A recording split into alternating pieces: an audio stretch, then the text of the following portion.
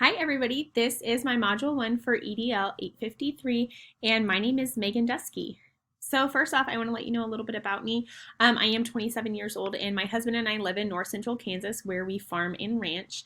Together we raise cattle and pigs. Those kind of get the majority of our time, and then my husband also has some goats on the side, but primarily cattle and hogs is what we're passionate about.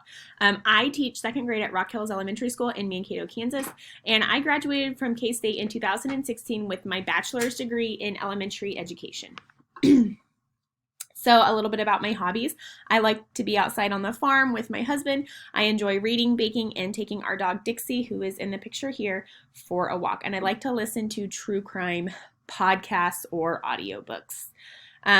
I also have a cat. I say that I have a cat and not my husband because my husband detests her. So sometimes she makes herself known when I'm recording and will be meowing in the background. So if you hear that, I apologize. And if you think she's annoying, it's fine. My husband does too. So a little bit about my work and what I do. So this is my 6th year of teaching. I'm still relatively new to the profession. The very first year that I was out of college and got my first job, I was the reading and math MTSS coordinator for pre-K through 4th grade at Northern Valley, which is a super small rural over in the western part of Kansas and up towards the Nebraska border. But for the last 5 years, I have been teaching 2nd grade. I also am a high school volleyball coach here at Rock Hills.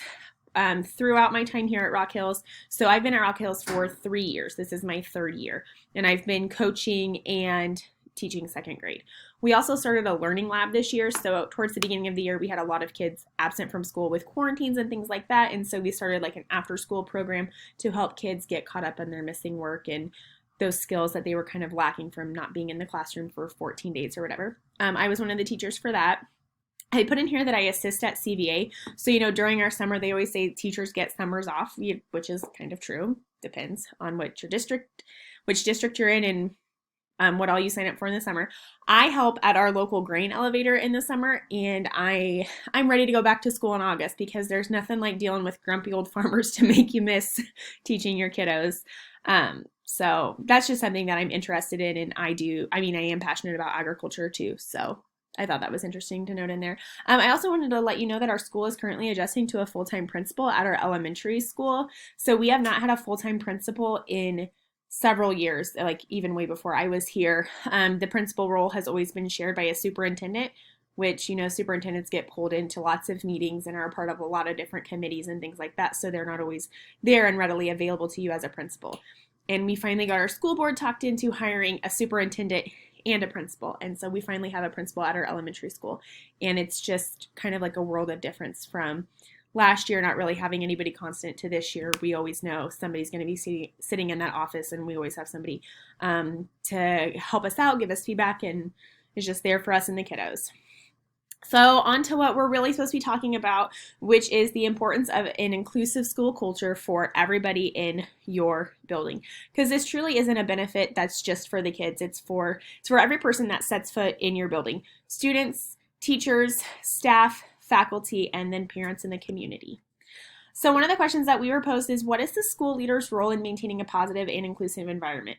So whether you like it or not, it's all up to you. The school leader's role is led by example, and administrators are responsible for creativity and diversity within the school. And if your school doesn't have it, that's probably your fault.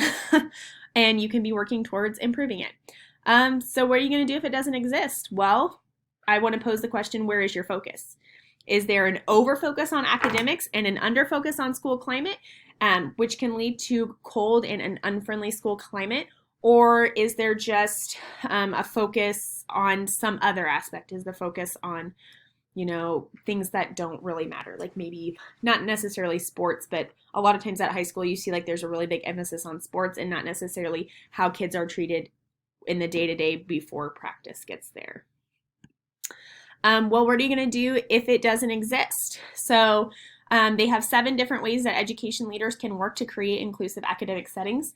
1, academic support. 2, prepare teachers. 3, your curriculum choice. 4, integrate student bodies. 5, adjust ranking calculations. 6, create a respectful school community. And 7, create a space for discussion. So when we go back and talk about that academic support, that is providing those inclusive learning opportunities and making sure that we're providing the academic services that best meet our kids. When we talk about preparing teachers, we want to increase meaningful teacher trainings. Curriculum choice, what concepts does our curriculum go over? Are there discussions about privilege and racism, oppression, and global power struggles, or is it just kind of bare bones? Integrate student bodies. We want to integrate the student body populations. When we want to talk about adjust rank calculations, we want to take the evaluation measures for diversity of student population into account. To create a respectful school community, we want educators who can foster an inclusive larger school community, and we want to make sure that we're hiring staff that reflects our values and our desires of our district. And then when we talk about creating a space for discussion, we want to make sure that our educators can promote inclusivity by creating environments where students can openly discuss their thoughts and feelings without fear of judgment.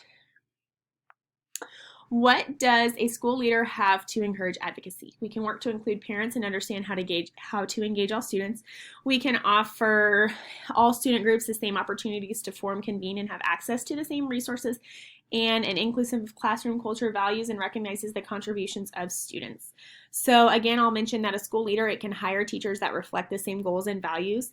The school leader is going to lead by example to promote an environment that is inclusive and safe for all students. And we don't want only students to feel safe, but also we want them to feel encouraged and empowered, because they do spend a majority of their day with us. What plans can be implemented to ensure the equitable treatment of students and or staff in an inclusive culture? Well, we can value what each person brings to our building. We can plan for everybody to participate and achieve. We can take a community approach, and we can establish a respectful class climate as well as reciprocate that for a working environment for our staff. What steps can a school leader take to change negative assumptions that affect teaching and learning in an inclusive culture? We can have the same expectations for all. We can use what we know about students to help them come up with a plan of action to be successful. Our job, is to ensure the preparedness of students. And again, I'm going to put in here that we're supposed to be leading by example and setting high expectations for our staff, and mirror that by setting high expectations for your students. And then here are my resources. Thank you.